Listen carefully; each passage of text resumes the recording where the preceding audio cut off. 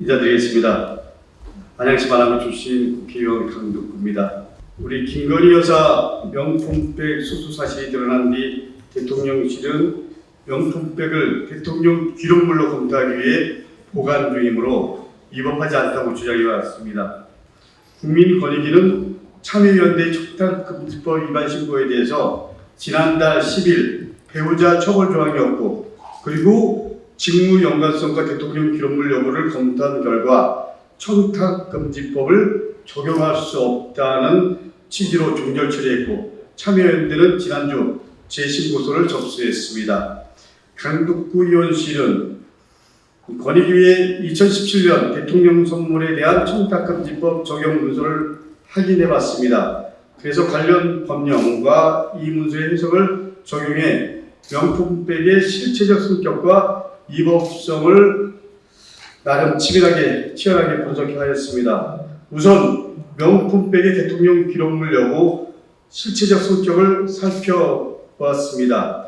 대통령 기록물 관리에 관한 법률 제2조 제1의 2항은 대통령 기록물이 될 수 있는 대통령 선물을 대통령의 직무 수행과 관련하여 국민으로부터 받은 선물로서 국가적 보존 가치가 있는 선물 및 공직자윤리법 제15조에 따른 선물을 말한다라고 규정합니다. 공직윤리법 제15조의 선물은 공직자 및 가족이 외국인에게 받은 선물을 말하므로 명품백은 대통령 선물에 해당합니다. 하지만 국가적 보존 가치가 있냐 없냐 언론 여러분들께서 판단하시겠지만 이것을 국가적 보존 가치가 있다고 생각하는 분은 없을 겁니다.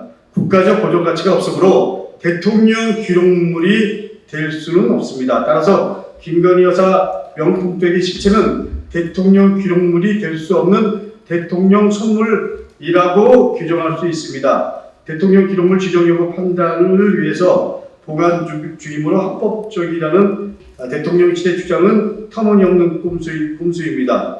다음으로 대통령 선물인 명품백의 위법성 여부를 살펴보겠습니다. 국민권익위는 2017년 11월 3일 대통령이 선물을 받은 경우 청탁금지법 적용 검토라는 문서를 만들었습니다. 당시 청와대의 질의돼서 권익위가 회신을 했습니다.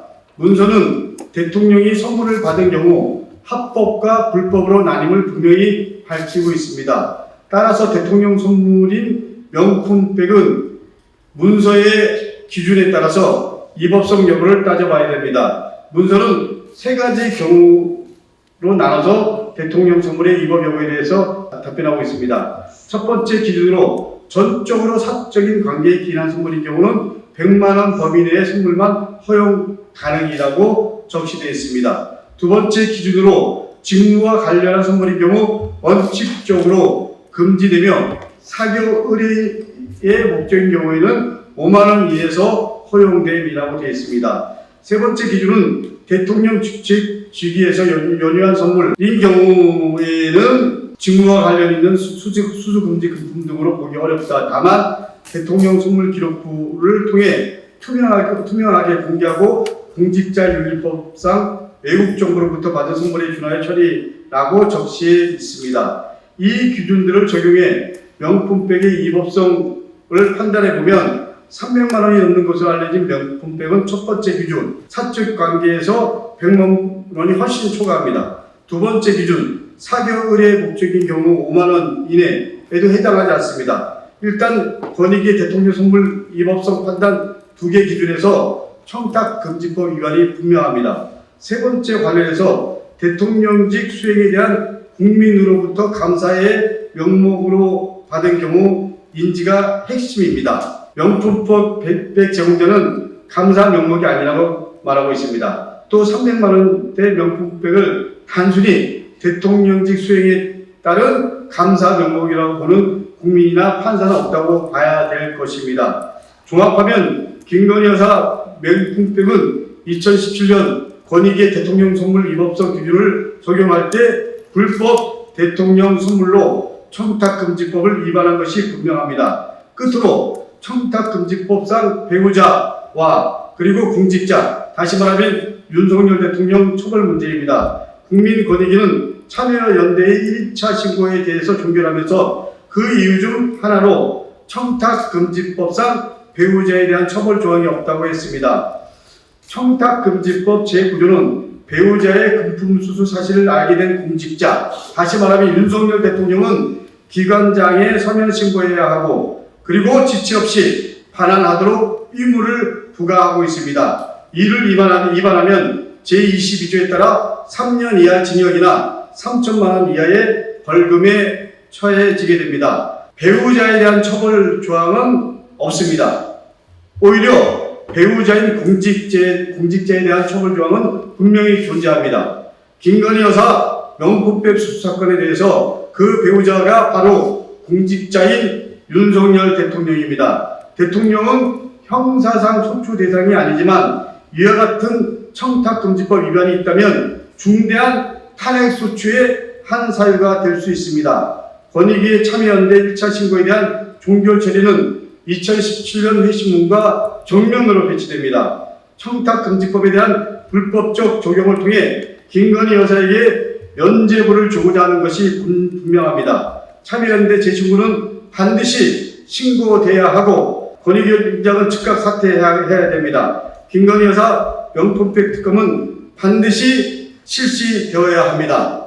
말씀드린 것처럼 김건희 여사의 명품백 수수 사건은 받은 사실이 이미 드러나 있고 과거 권익위의 기준을 볼 때 청탁금지법 위반도 명백합니다. 그럼에도 대통령실이 합법이라고 하고 권익위가 아무 일 아니라고 하고 검찰이 소환하지 않고 있습니다. 전 국가 권력기관을 동원해 숨기고 있는 것입니다. 반면에 법인카드가 세세하게 어떻게 사용되는지 알 수 없었던 야당 대표 부부는 공개적으로 소환하겠다고 합니다. 시기적으로도 이 소환은 누가 보아도 국민 전환용입니다. 상대방을 밟고 죽여서 자신의 존재 가치를 높이고 반사 이득을 얻으려고 하는 자신이 스스로의 능력으로 더 보여주는 것이 없을 때 사용하는 전형적인 무능한 사람의 얕은 술수입니다. 사상 최고의 소상공인 부채, IMF 이후 최악의 서민경제 파탄 상황에서 서민가게를 보호하고 경제를 살리는 과감한 정책으로 승부를 펴야지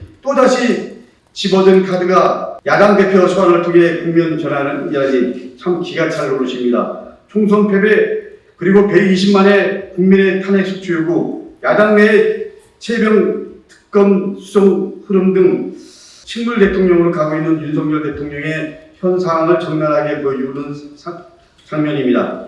윤석열 대통령에게 바랄 것이 무엇이 남아있는지 국민은 정말 마지막 질문을 던져야 하는 순간으로 가고 있습니다. 윤 대통령은 스스로 탄핵의 문을 열고 있다고 생각합니다. 윤석열 대통령은 이렇게 얕은 수로 국면 전환할 생각하지 말고 그야말로 민심의 소리, 그야말로 민생을 되돌아보는 그런 큰 틀의 대통령으로서 본질적 고민을 해주기를 다시 한번 무거운 마음으로 요청합니다.